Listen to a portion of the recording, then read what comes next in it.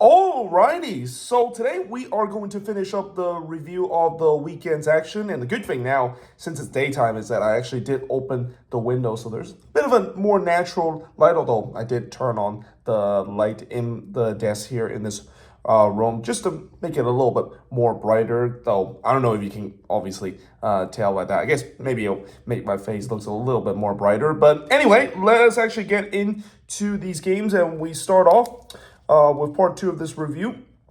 I talk about the Chicago Fire and Toronto FC. And of course, if you didn't watch part number one, I already mentioned the fact that unfortunately, since I didn't bring my webcam, I have to use my phone to record this video. And I pretty much have to write all the notes, not only on my phone, but I have to put it all down in the notebook as well. So you're going to see me kind of looking down a lot because I'm reading the notes there. But yeah, in this game between the Fire and Toronto FC, well, we finally got our first team that got eliminated in the Eastern Conference. So yesterday when I talked about the tight Eastern Conference race and you know, pretty much everybody except probably the last place team is out of the playoffs. Well, yeah, it indeed is confirmed that the Fire is eliminated from the playoffs. The drought continued. They have still yet to make the playoffs since 2017. And yeah, this game, let's just say this was not a game that if you were neutral watching this, I send my condolence in terms of what watching this, and I do not blame you if you say that I want my 90 minutes back after watching this game. In the first half, the game, of course, was back at SeatGeek Stadium, so apparently I think they had some scheduled conflict at Soldier Field. I think the Bears, of course, are playing there, so that's why the Fire wants to play at SeatGeek Stadium instead of potentially have to deal with playing on a soccer line overlapping the American football dimension. Obviously, that's not gonna be pretty to see. Very MLS 1.0 kind of stuff. Jimenez then puts it wide from long range in the 16th minute, and that was the only chance the first 30 minutes. I mean, it was kind of a snooze fest, and that would kind of sums up this game as well. Johnson would then deny Kutsias, but then it falls to Reynolds, who tried to hit it on the rebound, but only find Johnson on as he was trying to hit that one off the rebound. 40 minutes in, TFC still have zero shot in this game. And in fact, the first shot of the game was from the spot too, because a penalty was given to Toronto not long after VAR deemed that Bernadeschi was brought down by Jimenez. So Owusu had a chance to step up to score the penalty. Obviously, they're not going to give it to Bernadeschi. I mean, you know, Bernadeschi missed that penalty in the middle of the week. So they give it to Owusu here. And yeah, Owusu buries this one. And Toronto has a 1-0 lead heading into halftime, despite the fact that they only had one shot in the first half. In fact, there was only 3 combined shots in the first half. That just shows you how boring at times this game was. In the second half, Owusu looked for another, but was denied by Brady. And like the first half, not much happened in the second half as well. In fact, in the 82nd minute, yes, there was really not much that happened. Really, most of the action happened near the end of the game. Acosta puts it wide from close range, but then the 84th minute, Chicago does equalize. Jonathan Dean scoring his first career MLS goal, so great moment for the young kid there, even though obviously it's kind of in a lost cause because a draw was still not enough for the Fire to keep themselves alive in the playoff race. In the first minute stop sign, we then had some coming together between both of these teams. A small coming together, not something too major. And then the post would deny Insigne on the free kick. So Toronto almost got themselves the lead again. Bernadeschi then hits the side netting from close range as TFC was pushing late for the lead. But in the end, it ends honors even in this game. And yeah, the shots in this one, yeah, not a lot. Only 6 shots for both of these teams. 3 shots on goal for the 2 that Toronto has. Both teams had 2 shots off target. 1 shot that was blocked for both of these teams. And possession-wise, 61% possession compared to 39% possession that TFC has in this game. And I don't think either team will be happy with this result. I mean, for Chicago, obviously, they're not happy because they're done in the playoffs. And I'll definitely... I won't be doing a moving forward series while I'm on vacation. I'll probably do it when I come back. And I have time to do so because I know the international break is coming up right after when I come back from Florida and also from St. Louis. But one thing for sure is that the pain continues for the Chicago Fire. It's now what, 8th consecutive season, or is it 8th or 7th? Something like that they have not made it to a playoff. It is the longest active playoff drought, and yeah, we're gonna once again talk about it in the moving forward series. And something tells me it's gonna be very copy and paste of what I've said about last year. That is kind of the similar thing that doomed the Chicago Fire again this year.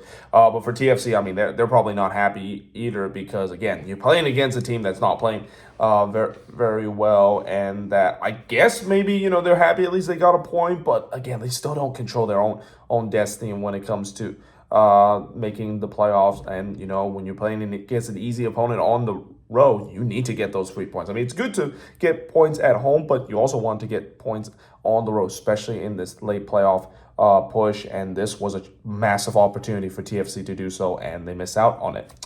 Now, moving on in the next match is Dallas and Orlando City. So, as I mentioned before yesterday, it feels like the Western Conference playoff race is all but done. I mean, there's an 8-point gap between the team that is in 10th and in 9th place, and barring any crazy collapse that happened late in the season, it's done. I think Dallas, this was kind of really the last shot in terms of trying to make it interesting, and then they lose to a red-hot team known as Orlando City.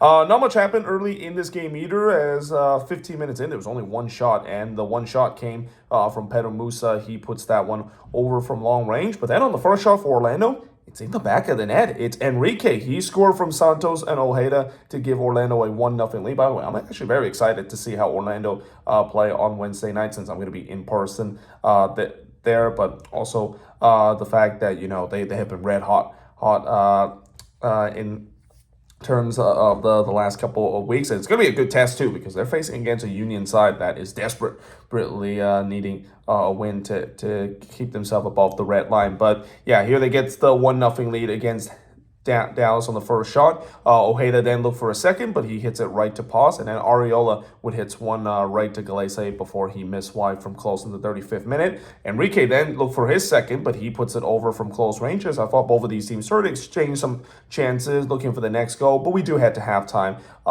with Orlando leading 1-0. In the second half, Paz would deny Torres from close range, but then in the 51st minute, Orlando would make it 2-0, and it's Rodrigo Schlegel scoring a rare goal here from Ojeda to make it 2-0 in favor of Orlando. It was a beautiful delivery there from Ojeda from the corner, but yeah, not great defending there for Dallas in terms of the set pieces. I mean, that was a powerful header there from Rodrigo Schlegel there, and yeah, that made it 2-0 up to this point. Delgado did look to answer from long range, but he hits it right to Galese, and then I actually didn't write this on the notes, but I'll mention again in the 55th minute. Orlando would make it 3-0. Guess who? It's Facu Torres. He scored from Enrique to make it 3-0 in favor of Orlando City. And as I said many times before, when Facu Torres is scoring, Orlando City is going to be winning. In the 65th minute, Paz absolutely robbed Maguire from point blank. Yeah, I think Duncan Maguire would want to have that one back, because, I know it was a great save from Paz, but from point blank range, you would expect the big dunk to score from that range. And Sambale then had a shot that was clear off the line as he plays this one into the dangerous area. Could have gone either way. And then Maguire was in on goal there, but this one hits right to Paz on a lightning counterattack. And then Galese denied Musa from close, and it started to become a little bit end-to-end as the pace of this game really started to be very fast. And then in the 76th minute, a slight lifeline for Dallas as they got a penalty after Comungo was brought down by Galese there in the 76th minute. In comes Ariola to steps up to take the penalty, and he buries it. So that made it 3-1 in this game, at least made it interesting, and it really got interesting late in this game, because this is when Dallas really started to press to try to get that another goal back. Galese denied Comungo, but that's not after when he came off his lines, and as he was coming off his lines and trying to clear it, he cleared it straight into the path of Bernard Comungo. I have no idea how Galese was able to get back to his line and save that one. I mean, that was kind of incredible, but at the same time, he kind of had to do that, because that would have been an embarrassing moment there from Pedro Galese. Speaking of Galese, he then denied Musa in the 83rd minute as he pushed that one onto the post. The goal has definitely woke up FC Dallas. I mean, they were pressing hard to try to get one back, and they looked like they did get that second goal back and make it even more interesting heading into stoppage time when Logan Farrington put the ball into the back of net. Problem was, when they go to VAR to see whether or not if there was a potential offside, there was. So yeah, that goal, of course, was chopped off. Orlando complete they switched off on defense on that play, and really they have switched off defense ever since they conceded that goal, and they're being bailed out by Galese and VAR. I mean, if Dallas was able to take those chances, who know how this game is going to go late in. Ensemble then had the last chance, but he puts it wide from long range, and yeah, in the end, Orlando they win 3-1 in this one. It definitely didn't get easy, at least late in this game, but they do hold on to win 3-1. And the shots in this one, 16 shots for the 13 that Orlando has. Most of those shots came late for Dallas. 6 shots on goal for the 7 that Orlando had. 7 shots off target for the 3 that Orlando has. 3 shots that was blocked for the 2 that Dallas had. And possession-wise, 53% possession compared to the 47% possession that Dallas had. So another good win for Orlando City. Continue to climb up the standings, but for Dallas, as I mentioned, it feels like they're done. I mean, this was really kind of their last chances, especially with the way that the team above them either win or got a draw. They had to win this game, especially when you're playing at home, which is where they've been very good. They don't do that, and I think you can pretty much stick a fork in them alongside with their Texas. Texas, well, I want to say affiliates, but I was going to say Texas rival. They have no affiliation with Austin FC, but alongside with Austin FC, it looks like those 2 Texas teams, they're done in terms of the playoff. It looks like this playoff race in the West is all but done this season. But anyway, moving on, in the next match is Minnesota and Colorado. And yeah, so the reason why I say the playoff race is kind of over is because Minnesota won again. And I got to say, I watched this game while the second half of Inter Miami and Charlotte was going. And that I also watched this or listened to this as I was driving back to the hotel. And I got to say, this is a very rare feeling to see the Loons able to not only take care of their business and getting a rare home win, but do it in a very convincing manner. Like, I have not seen Minnesota getting a convincing win and putting in such a dominant performance that they have put probably not since when they won 3-0 against Charlotte earlier this season. Now in the first half, the first shot of the game did see Rosales hits it right to Stefan, as I thought the Loons were on the front foot early. They were looking to try to get the opening and go. Stefan then denied Rosales from long range, and then he denied Dotson, but Yeboah did get the rebound. And he was trying to round Stefan as well, but it was deflected wide. But like I said, this was a very positive start for the Loons, and this is what I needed, because I think that it was very important for this team to get off to a good start, because Colorado, I mentioned before, they are a really good team. They've been red hot ever since they went on that Cinderella run in the Leeds Cup, but this was very promising to see the Loons get off to the front foot and trying to get the opening goal, and they were rewarded by that by scoring the opening goal not long after, as in the 17th minute, one of the hottest number 9 in the league right now is Kelvin Yeboah. I mean, I couldn't believe that is the case. It's hard to believe, too, because, for many years, Minnesota has had that curse in terms of that number 9 position, but man, Yeboah has kind of completely changed that. Well, in some way, Pookie kind of changed it when he scored 10 goals, but Yeboah has definitely added more to that, as he scored again here from Lud and Rosales to make it 1-0 in favor of the Rapids. And what's kind of interesting is that this goal probably should have given to Robin Lud if Yeboah didn't kind of get it in the way. I mean, I think that redirect at least kind of helped. I think Stefan probably would have saved that,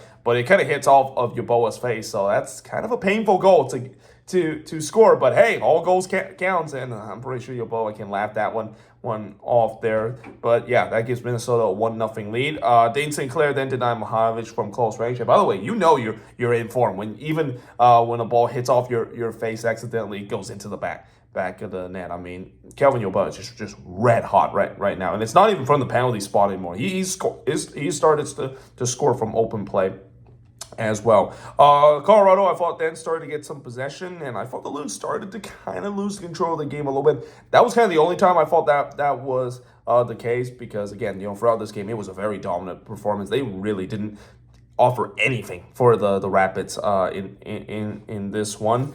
But in the 30th minute, Yeboah was in on goal here, but he was robbed by Stefan on the 1v1 opportunity. Lud then puts it over from close, but then in the 5th minute stoppage time, Fernandez would blast one into the Wonder Wall, and we do head to halftime with Minnesota leading 1-0. In the second half, they waste no time to make it 2-0, and guess who it is? It's that man again, Kelvin Yeboah. He scored from Pereira to make it 2-0 in favor of Minnesota. And I mean, he just cannot stop scoring right now. I mean, this is quite incredible to see a number 9 that is scoring week in and week out. We have not had that kind of player since Christian Ramirez. And that was like, what, 6 or 7 years ago? That's how cursed that number 9 position has been, and he has just completely changed that. He's going to definitely go down as one of the best signings that the Loons have had, even though I know it's still early days. Then Yeboah trying to go for a hat trick here, but he was denied by Stefan in the 59th minute. Yeah, Yeboah could have easily had a hat trick if he was even more lethal in terms of his finishing.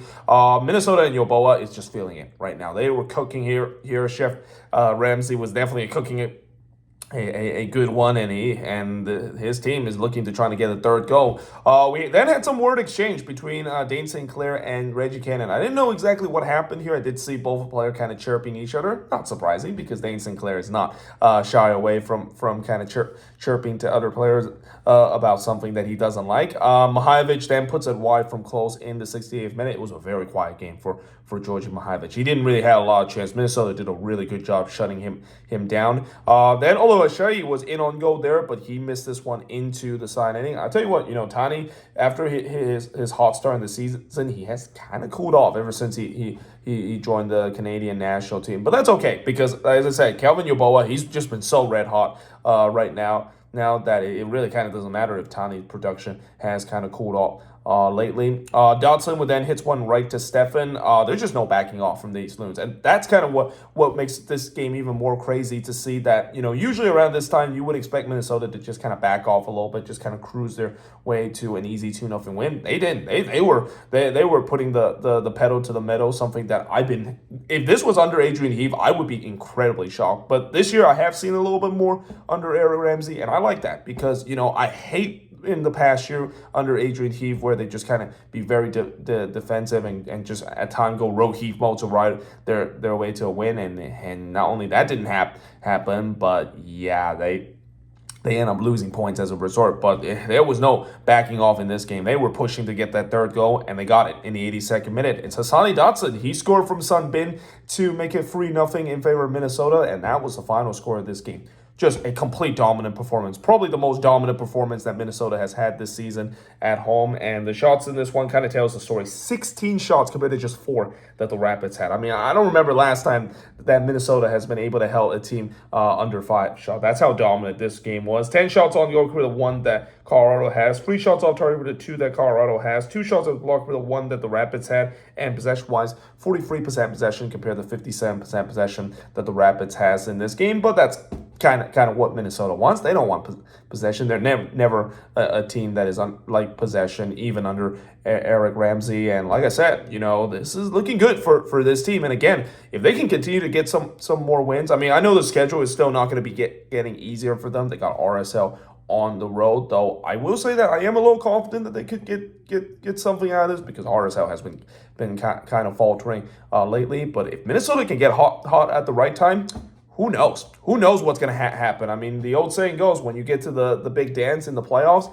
anything can happen. And when you get red hot, like what Minnesota did back in 2020 when they got hot late in the season and went all the way to the Western Conference Final, who knows? Maybe, just maybe, this team could be sneakily a team that could do something in the playoffs. I wouldn't want to say that they're a Western Conference contender because, I do still have some concern about the defense, although the defense and the midfield, this was one of the rare times where they absolutely lock it down. I mean, again, there's not a lot of performance like this that I've seen from the Loons, and we'll see whether or not if they can keep it up, because if they can do so, then they're definitely sending a message to the rest of the Western Conference that, yeah, we are definitely a dark horse team. You definitely do not want to play Minnesota United when you're playing a team that has a lot of confidence and also can finish like they did in this game against the Rapids. But for the Rapids, there's got to be some alarm bells that's got to be ringing. I mean, I know I said that they've been on a good run lately, but man, these last couple of games, this is the second time in really just the last 4 matches where they just got completely manhandled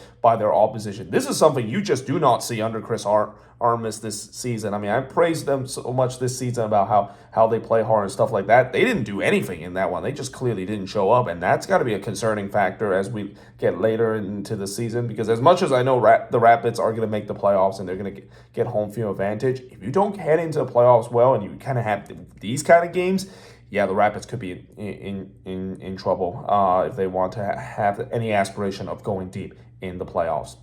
But that being said, moving on into the last game on this board is St. Louis and FC Dallas. Or actually, I'm sorry, not St. Louis and FC Dallas.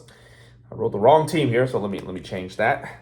It's actually St. Louis and Sporting KC. I'm pretty sure everybody in the comments have read it. St. Louis didn't play against FC Dallas this week. Yeah, they didn't. It was St. Louis versus Sporting KC. How can I forget the Midwestern rival? But yeah, for St. Louis, they are still alive in the playoffs. I mean, coming into this game, they had to win this game if they want to stay alive.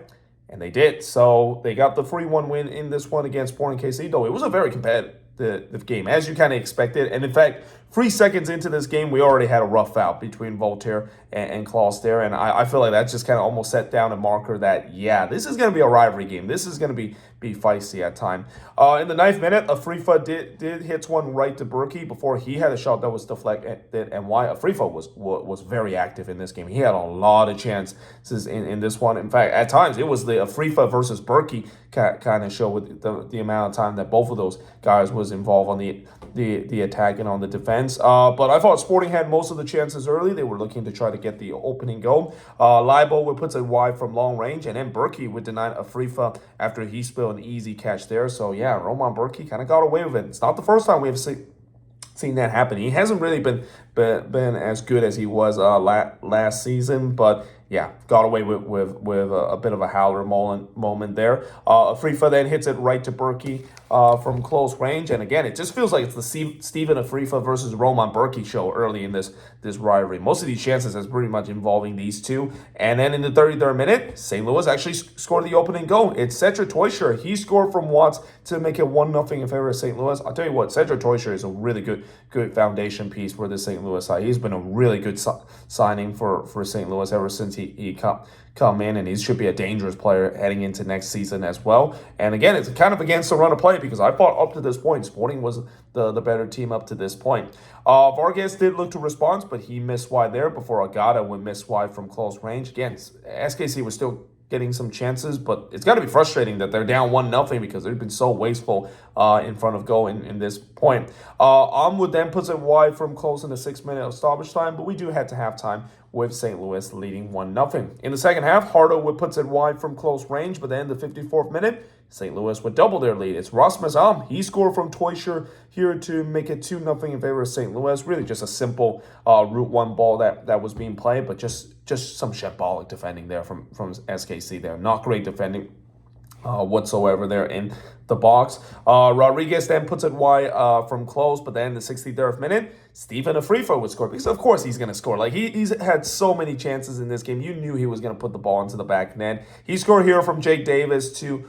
make it 2-1 in this point. And Dembe then puts it wide from long range before Berkey denied Afrifa after St. Louis didn't clear their lines well from the corner. So St. Louis himself kind of got away with a couple mistake as well. Like I said, it was kind of an even game at time. You can maybe say that Sporting probably would have deserved more points because they did had a little bit more of the chance compared to St. Louis. But, the name of the game is that you got to put the ball into the back of the net. And even though I thought St. Louis was on the road and Sporting was pressing hard to get the equalizer, they once again score against the run of play. As in the 75th minute, how good is this for Edouard Leuven? This has to be a huge relief for him. The season that Edouard Leuven has been dealing with both on and off the pitch, I mean, it's been a mental toll that he has to take, and this has to be a huge relief to see him score on the score sheet from Teuscher and Forensen to make it 3-1 up to this point. Kyrie Shelton did look to answer, but this is Kyrie Shelton. He's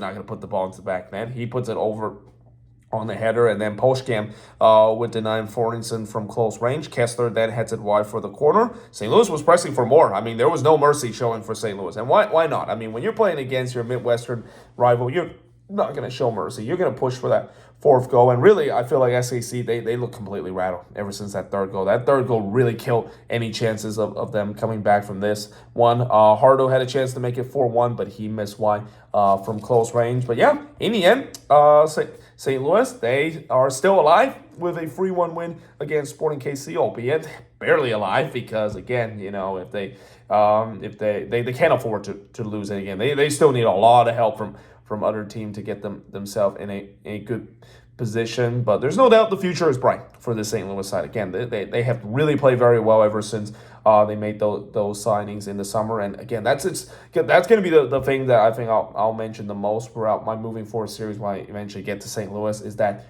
if they did just make those signings a little earlier, if they can bring the likes of Cedric Teuscher and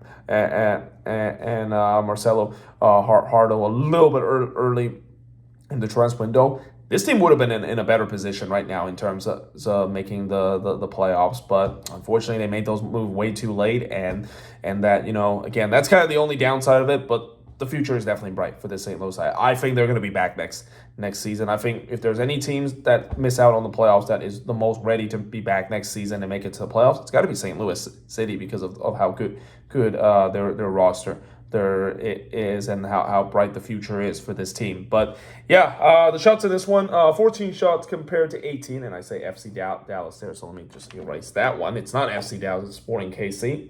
Again, it's still a lower. I didn't really get a good night's sleep last night. Somebody with the leaf blower just kind of woke me up very early in the morning. And I had a tough time trying to go back to bed. But 4 shots on goal for the 6 that Sporting Casey had. 5 shots on block for both of these teams, and possession-wise, 52% possession compared to the 48% possession that Sporting Casey has in this game. But that being said, I am now going to change boards one more time and look at the last 2 games to finish up the review of this weekend's action, and I think it's match week number 35. That is the weekend that this week was in this late MLS season.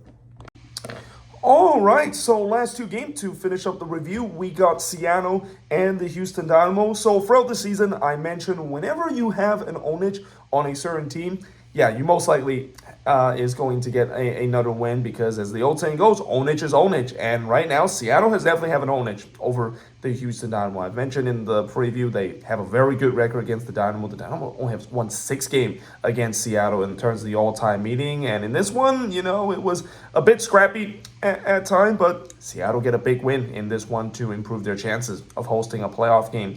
Now, the first shot of the game did see Dorsey hits one that was spilled by Fry, and Bassi almost took advantage of it, but it was just knocked away in a crucial moment. Again, Stephen Fry has had these kind of moments where he has almost committed near howler. Very lucky he got away with that one there.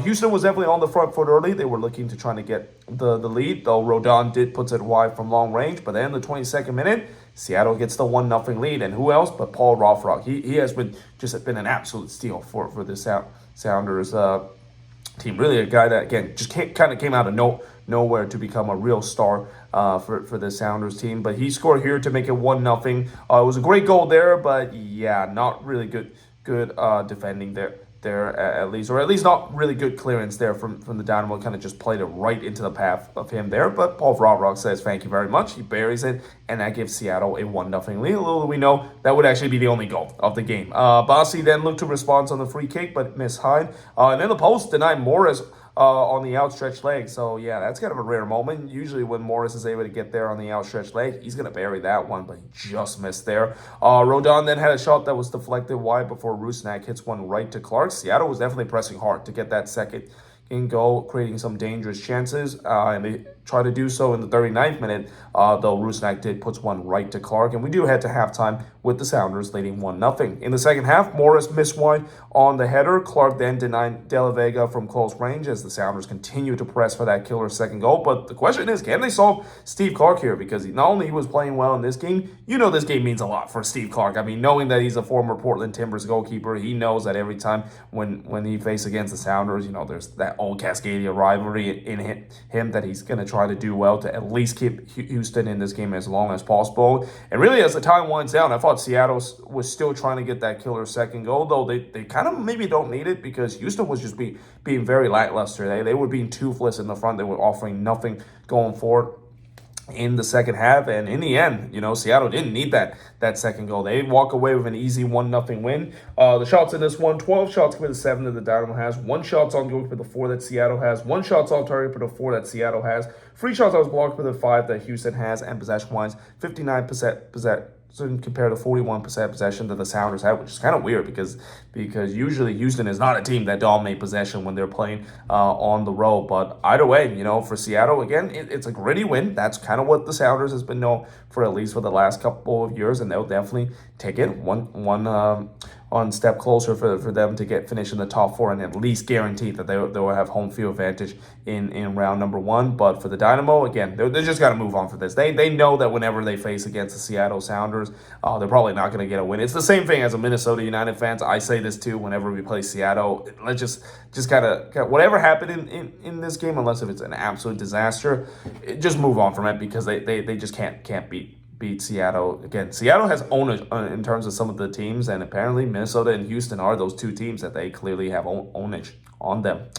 Now, moving on into the last game on this board, and now looking at the forgotten Cascadia rivalry between the Vancouver Whitecaps and the Portland Timbers. So this game, of course, ended in a 1-1 draw, and I guess maybe both teams are kind of happy about that because, Vancouver, for a while, they had their problems facing against the Portland Timbers, and that, I would also say that maybe they'll be the one that is a little bit disappointed because, they drop points at home. Anytime when you drop points at home, it's not a good thing, but not to mention they had their chances as well to score that second goal, though you could argue maybe the Timbers had their chances as well, and it just kind of felt like it was just one of those games where it was kind of a fair result, considering both teams had their chances and both teams, for the most part, were able to bury those chances, though they didn't miss their chances literally 3 minutes into this game for the Whitecaps. So the Whitecaps have always, at least last season, known to score early goals, especially at home, and they did it again here, as in the third minute, Brian White would score from Berhalter and Blackman to give Vancouver 1-0 lead. By the way, the two number 10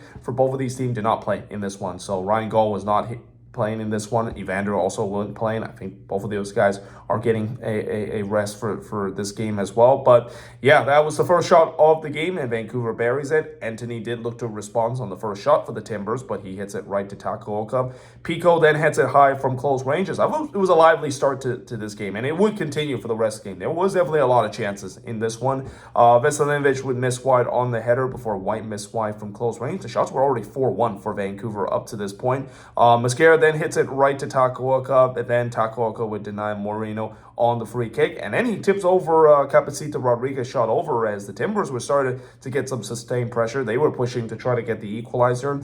Johnson then puts it wide from close for Vancouver, but then the 43rd minute, the Timbers did get that equalizer, and who else but Jonathan Capacita Rodriguez. He scored for Moreno and Arujo, or Araujo, depending on how you pronounce it. But yeah, that ties the game up at 1 apiece. And what's kind of interesting is that was literally a minute after Rodriguez scored a goal that was disallowed because of offside. So yeah, that's gotta feel good for Rodriguez. The fact that he got a goal chopped off because of offside, and then literally 1 minute later he gets on the score sheet anyway. But yeah, that ties the game up at 1 apiece. That would be the scoreline heading into the second half. And in the second half, Moreno would puts it high on the header before the post would deny White, who was in on goal here. So very unlucky there for Brian White to not score his second goal. Crepeau then denied White on the following corner before Moreno curls it wide from long range in the 57th minute. Just like the first half, both teams were exchanging some chances. It was a good pace to this one, at least in the beginning of the second half. And then the post would deny Mora for the Timbers' chances to get the lead. So the post was definitely a big factor in this game as well. White then flashed one wide on the volley in the 67th minute before Moreno had a shot that was deflected and goes wide in the 82nd. Caicedo then hits it right to Crepeau in the 87th minute for the Whitecaps. Again, the game just feels like it's up for grabs. Who is going to get that late winner? Who's going to show that clinical finish to get all 3 points? Well, Andres Cubas tried to do so, but unfortunately, he just missed this one. In fact, he clipped the post here from long range there. But yeah, in the end, it ends in a 1-1 draw in this one. The shots in this one, 11 shots committed, 13 that the Timbers had. 3 shots on goal for the 6 that the Timbers had. 5 shots off target for the 3 that the Timbers had. 3 shots that was blocked for the 1 that Vancouver has. And possession-wise, 55% possession compared to the 45% possession that the Timbers has in this game. So again, it just feels like it's a fair result because both teams had their same amount of chances. Both teams were maybe a little unlucky not to walk away with all 3 points. But either way, I think both teams will be satisfied heading into their midweek battle as well, especially for the Portland Timbers with the way that I think their next 2 games is going to be playing at home at Providence Park, and they are a team that is very good this season at Providence Park. But there we have it. That is pretty much it in terms of the review of all of these games. And For the preview, I'm going to actually do it right after when I finish recording this video. And it's going to be a little bit of a shorter version because, you know, for the preview, I can't really write all the notes on the small board as well. In fact, I'll probably just do a really small kind of version of a preview. Just kind of give my opinions of how each of these midweek game is, because we have a lot of midweek games. There's going to be 14 games that's going to be happening in the middle week, and I have no idea how I'm going to be able to review the midweek games because I'm going to be staying at a friend's house. On Thursday. I might be able to just kind of do the review when I get to St. Louis on Friday, and then maybe do the preview. I might actually just end up not doing the preview for next week if I just don't have enough time to do so. But I know for sure I'm going to have enough time to do the preview for this midweek action. And yeah, as we're getting closer to the season, things have definitely changed in terms of the playoff race and even in terms of the seeding in the Western Conference, and we'll see how that's going to change as we head in the midweek action. But either way, hope you guys enjoyed this video. If you do, make sure you guys leave a like, smash the subscribe button, and yeah, I of course will see you guys next time.